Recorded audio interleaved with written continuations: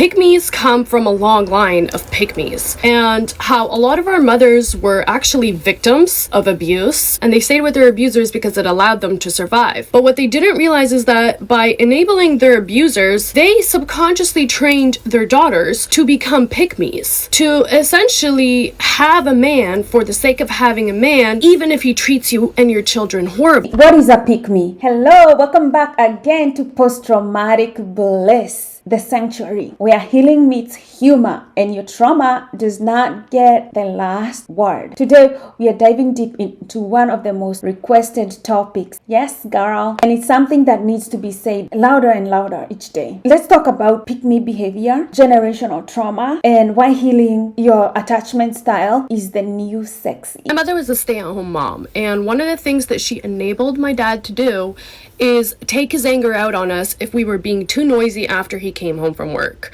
and if we were being too noisy while he's taking a nap, and if we're being too noisy while he's eating. And it's like, we're his children too, and we were kids. Kids are not quiet. Kids are rarely ever quiet.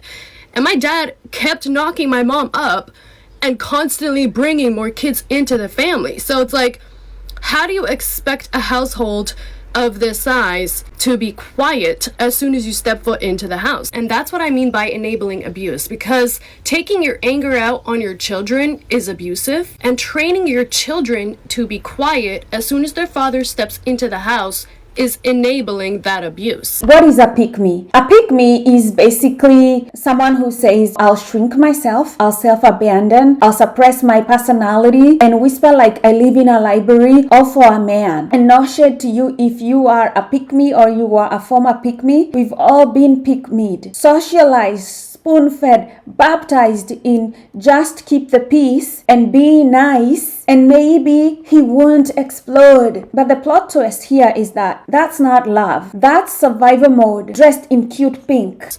If she was not an enabler, she would have said, they're kids. They're happy to see you. They're your kids. Sit and have dinner with them. Have a conversation with them. Watch a movie with them. And my dad would only do these things if he was in the mood to do them. You have to ask yourself about trauma. Like, where does this all begin? If you've been into my coaching class, I tell you that there is always an environment. Just like a tree has to grow up in some type of environment. The soil, it either has to be fertilized, well moisturized, and a tree will grow healthy. And if you think about it, for a child too, for a woman to grow up and get healthy relationships, she's like a tree. Her environment really matters. And so, as your local trauma coach, translator, mental health coach, let me decode this for you. Most pick-me patterns, they don't start in your 20s. You don't wake up and you're 30 and you start becoming a pick-me. No. So they start when you're 4, just like she said, and your dad's mad that you're laughing, because you're watching a cartoon and he just came from work and he wants to take a nap. And what happens? Your mom is exhausted, aka, the enabler, and she trains you to tiptoe around his moods. And bam, you get indoctrinated into your first toxic attachment style. Everything has an environment, if you think about it. Look at your childhood. I always say, look at your childhood and see how it trained you to attach to people. So again, that's what I mean by enabling abuse and training your daughters to become pick-me's. Because now we have to sit down, shut up, be quiet until he's in the mood to come and socialize, until he's in the mood to come and talk, until he's in the mood to want to watch a movie or to want to eat with us or to want to see what we're up to or to check in or whatever it was. Like, that's how you become a pick-me, is you tiptoe around a man and you anticipate his needs and you fulfill those needs so that he doesn't lash out on you, so that he doesn't take his anger out on you, so that he doesn't call you names, so that he doesn't abuse you.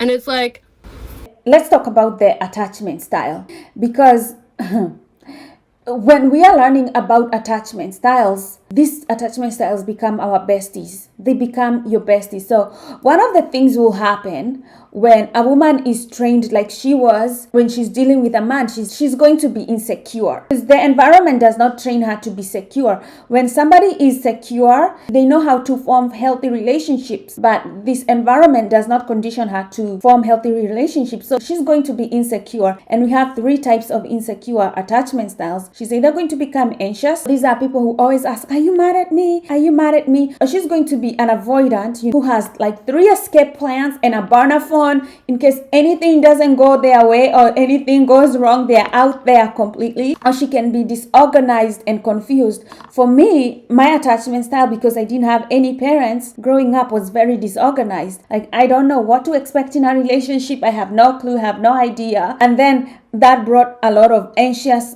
and avoidant behavior too. When you're disorganized, you have those two behaviors together. Knowing your attachment style helps you to spot the red flags before you rearrange your entire nervous system just to be liked by a man. Figure out your attachment style. Buy the book Attached by Amir Levin, and that book will open your eyes.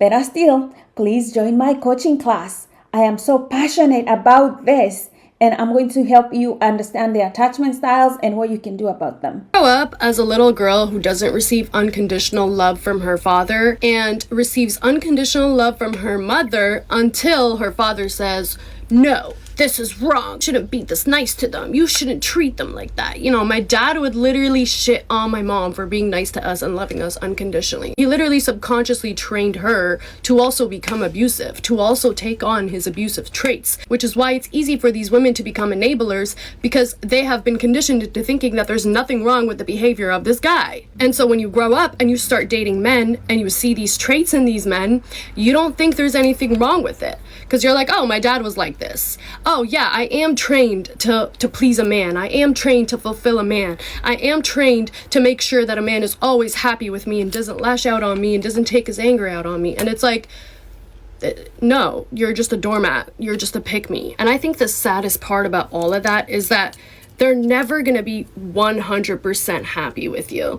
Like, any guy that you are being a pick-me to is always gonna have something to nitpick about. That's how he keeps you in that cycle of anticipating his needs and fulfilling them and revolving your entire life around making sure that he's happy so he doesn't have a temper tantrum. Instead of teaching little boys about their emotions and how to communicate and how to regulate their emotions, we train little girls to anticipate everybody else's emotions and everybody else's needs around them and make sure that they change themselves so that they don't get negative emotions from this person around them. And as a result, a lot of girls take on these negative emotions. That's why a lot of pick-me's are depressed, have low self-esteem, have so much anxiety. They're literally just vessels that everybody dumps their negative emotions into and then says, make something out of this and make me happy.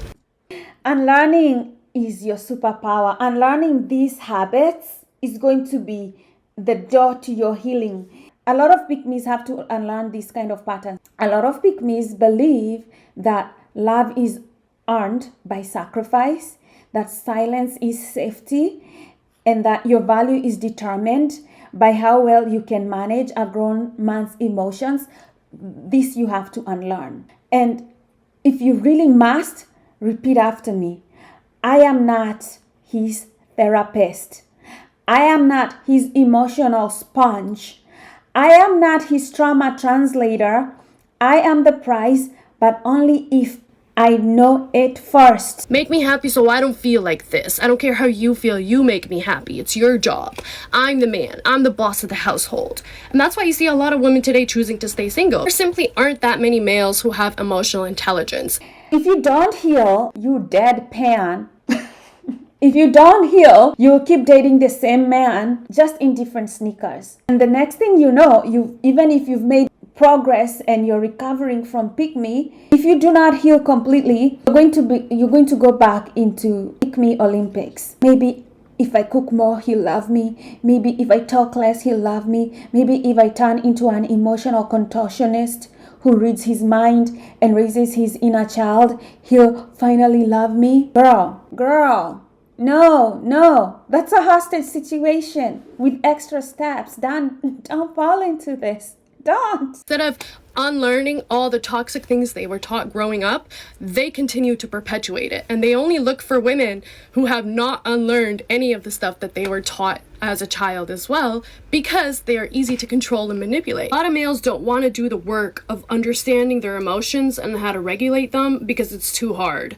Because they've gone their entire life with someone else telling them how they feel and what to do about their emotions. Like, I literally was dating a guy who was like twice my age, and I had to break it down to him, like, why he was acting certain ways around me because of his childhood wounds. And that's when I realized, wait, I'm doing the emotional labor for this grown ass man?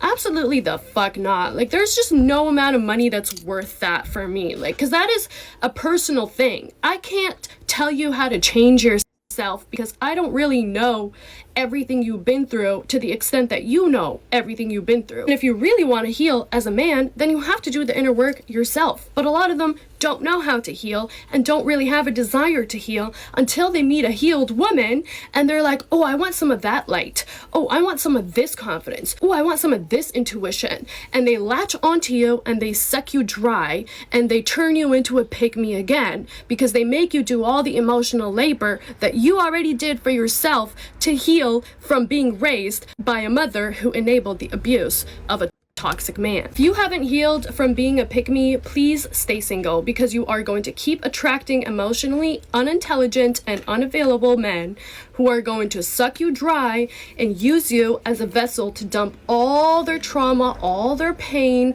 all their negative emotions that they don't want to deal with, that they don't want to understand, that they don't want to work through.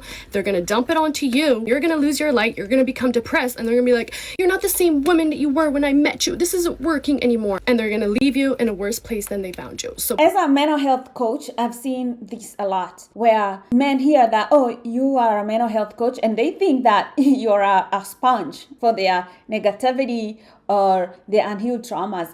I have no desire to take on your trauma and your pain, even as a coach. Healing your attachment style is going to be the most radical act of self-love that a woman who's a pick-me can do for herself. You know, once you stop confusing emotional instability with love and passion, it's how you stop repeating your mother's pattern. And that's how you're going to begin attracting partners who just don't want you for your body, but people who can also hold you in their heart and in their soul. So stay single until you're healed. That's probably one of the best things that a single woman can do, because your peace is too precious to be someone else's emotional landfill. Heal from your pick-meism, okay? Understand that no amount of validation from a male is going to make you feel as confident as validation from yourself. And understand that being validated by a male doesn't make you a winner in any sense. There is no prize for being validated by a male. But there is a prize for unlearning pick-meism, and the prize is a long and fulfilling and happy life. Well, if this hit your spirit somewhere deep in your spirit, like and subscribe and drop no more pick me energy in the comments. And don't forget that trauma is not your personality. Your peace is not negotiable. And you, my love, are blissfully worthy simply because you exist. So thanks again for tuning in to Post-Traumatic Bliss. I love you. May God bless you.